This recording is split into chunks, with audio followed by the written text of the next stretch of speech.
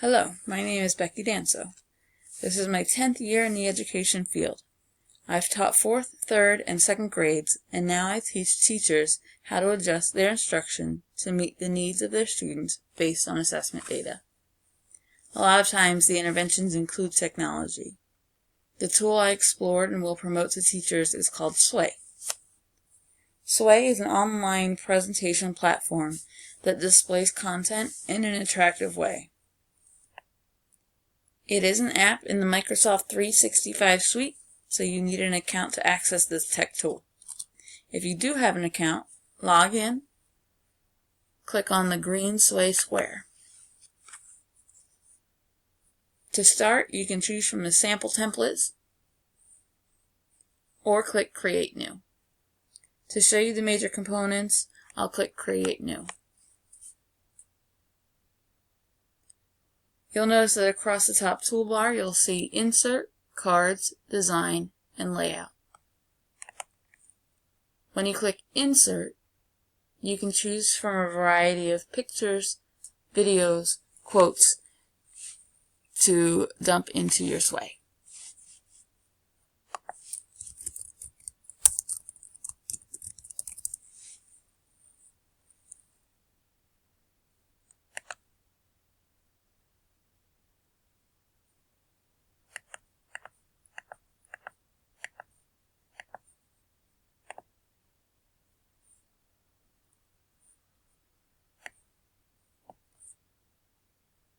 The Cards tab tells you the different media and text that you can add from there.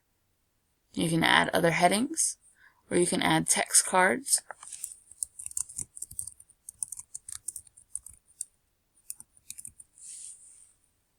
You can add different media like images, video, tweets, audio, or embed a link.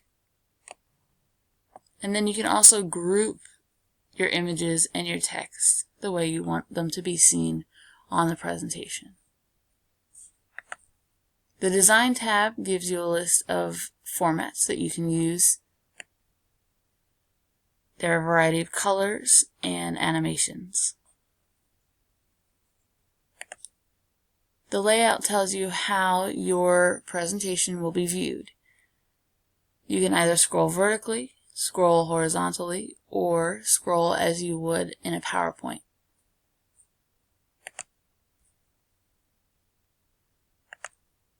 And then you can always test it out.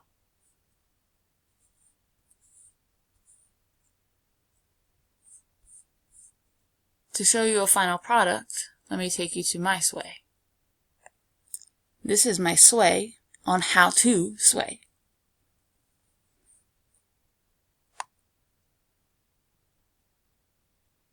We already talked about the major components of Sway, but for more information, you can check out these videos.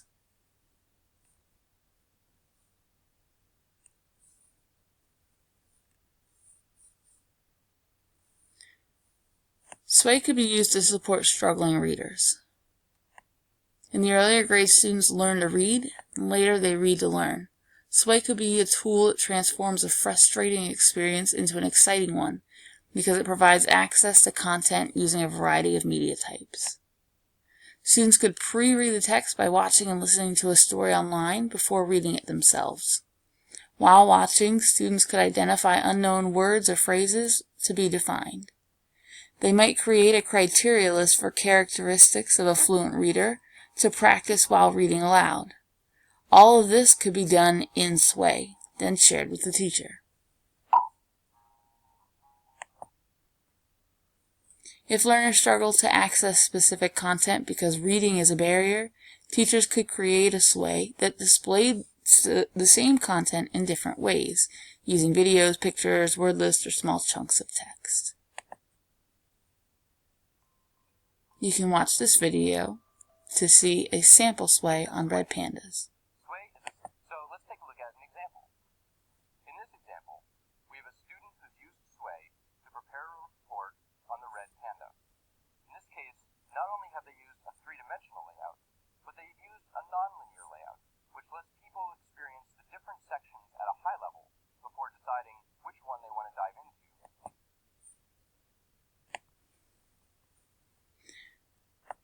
In addition to supporting struggling readers, Sway could also be used to enrich learners and extend lessons. Strong readers often get bored with grade-level text and whole group readings. With Sway, teachers could modify the format of the traditional reading lesson to meet the needs of high readers.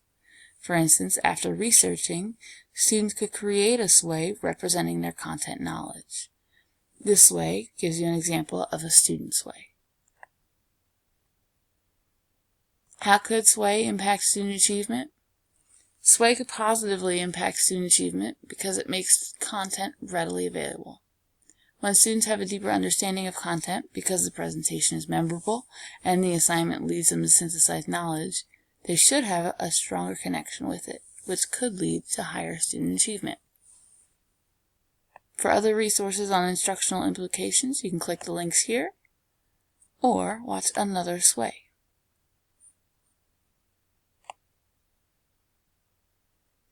Where does Sway fall on the SAMR model? It depends on how the teacher wants to use it. The teacher could use Sway to present content through text, using whole group, instead of just speaking the material. That would just be substitution. The teacher could use Sway to present content whole group through a combination of text, pictures, and videos, instead of just sharing the content in a traditional teacher as the expert method. That would be augmentation. The teacher could create different Sways to meet the needs of small groups of students. That would be modification. And for redefinition, students could collaborate to create Sway presentations about new content knowledge that will be used as next year's lesson for students to build background knowledge.